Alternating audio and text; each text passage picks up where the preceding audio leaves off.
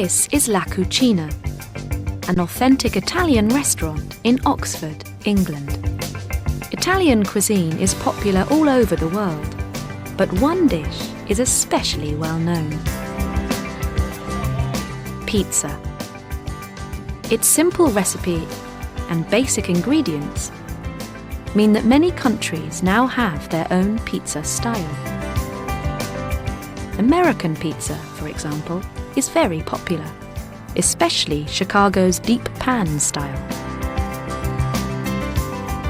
But the original pizza comes from Naples, in the Campania region of Italy.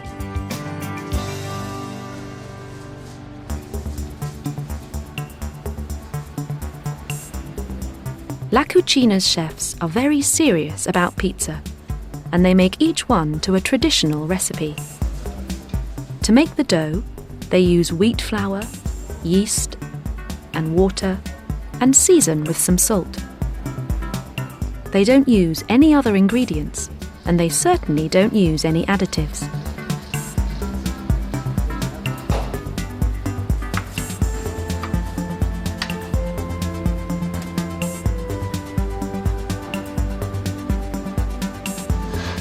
When the dough is ready, they make the sauce. They chop onion and fry it in olive oil. Then they add good quality Italian tomatoes and some salt.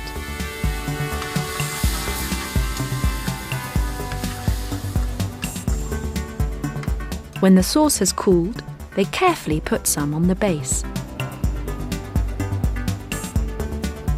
Then they add the mozzarella, a cheese from southern Italy.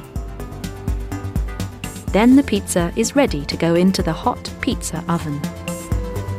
It stays there for about 10 minutes until the base is golden brown. A few basil leaves on top, and there you are, the perfect pizza. This is the traditional pizza margherita, the original pizza. But La Cucina sells many different kinds. There's pizza romana with olives and artichokes, pizza al funghi with mushroom and garlic, and pizza alla verdure with peppers, onions, aubergine and courgette. They even do a your choice. Customers can choose how many toppings and how much cheese they want. Finally, when the pizza is finished, they serve it with nothing. Pizza is so good, they always eat it solo.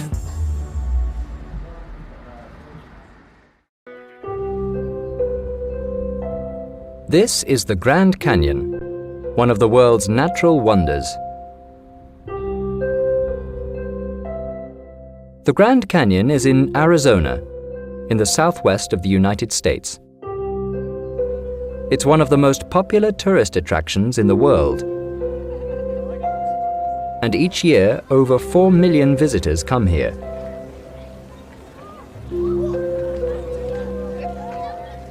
They usually drive to the canyon's southern rim and enjoy the famous views from Lippin Point.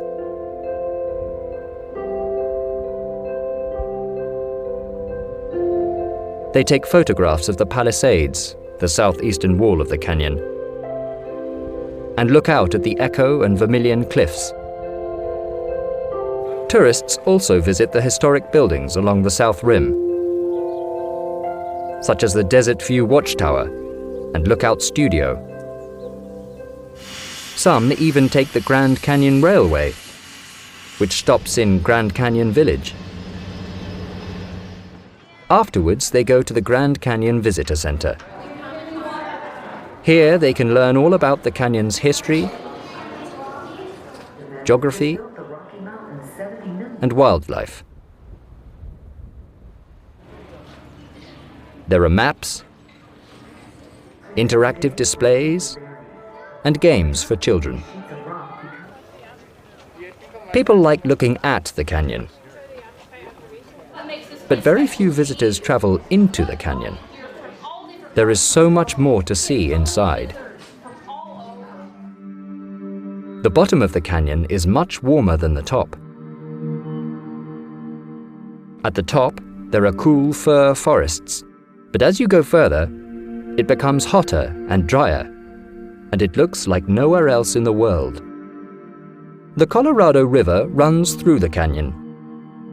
It is 300 feet wide and 100 feet deep. Over millions of years, it cut through the rock and created the canyon. In fact, the river is still changing the inside of the canyon today. The canyon is beautiful. There are incredible views here, and because there isn't any pollution, it has some of the cleanest air in the country. It's an amazing place, and everybody should come at least once in their lifetime. It's great fun too, and there are lots of activities for any age. Visitors can go rafting down the river, or go on a helicopter ride over the canyon's amazing landscape. The Grand Canyon isn't the longest canyon in the world. There are others that are wider and deeper too. But there are very few places that are so spectacular.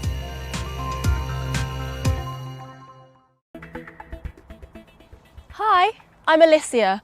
Welcome to the Fens. This area doesn't look very modern, but it's one of the biggest technology hubs in the world.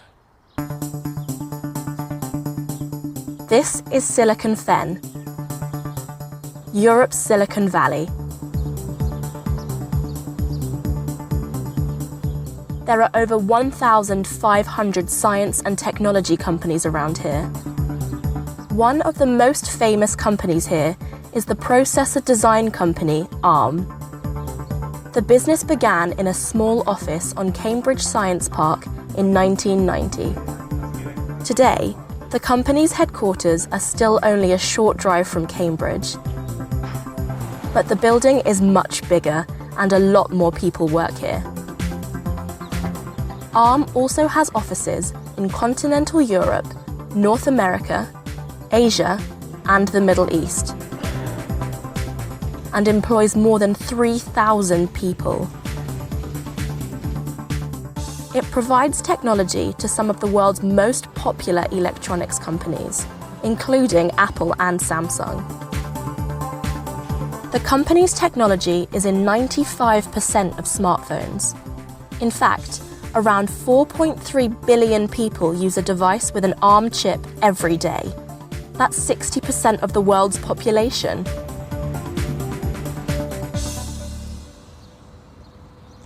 Companies like ARM have made this area of the Fens one of the most important innovation centres in the world. But why are there so many technology companies in this remote area? There are several reasons for this. First of all, it's near London, and there are airports to the west and several major seaports to the east. Another reason is that there are excellent local facilities. There are fantastic roads and a great rail system. But the most important reason is Cambridge University. It is one of the oldest and most successful universities in the world. Some of the world's most brilliant scientists have worked here, such as Isaac Newton and Stephen Hawking. Over hundreds of years, the university has made many exciting scientific discoveries. All of these businesses are only a few miles from Cambridge, and most have a connection with the university. The university provides talented graduates and new technology, so it's a great place for small businesses to start and big businesses to grow. Experts call this the Cambridge phenomenon. The university encourages small businesses to start, these businesses become successful big businesses, and more small businesses start around them. All of these companies are connected, and they can share information, knowledge, and resources. And this is the real secret to Cambridge's success. Businesses work well when they work together. Thanks to this collaboration, Silicon Fen is going to grow and develop, making it a better place to do business in the future. People have enjoyed the theatre for thousands of years. From ancient Greece to Shakespeare's London, people have always watched plays. But some things have changed. In Shakespeare's time, most people could afford the theatre. The rich sat in the balconies, and the poor sat on the floor, but they all watched the same play. Today, many theatres are very expensive. Ticket prices have increased a lot over the last few years. In London's West End, for example, the average ticket price is £81 sterling, and on Broadway, it's just under $100.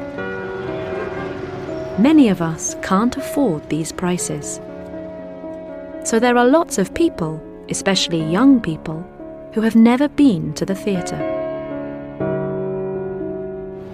But some theatres are changing this.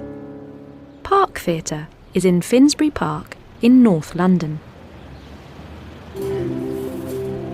It's a very modern theatre in an old office block. It has several different spaces, including Park 200, a large theatre with 200 seats, Park 90, a smaller theatre with 90 seats, and the Morris Space, an area for rehearsals, workshops, and classes. The organisers of the project, Jez and Melly Bond, started Park Theatre to help more people see good plays.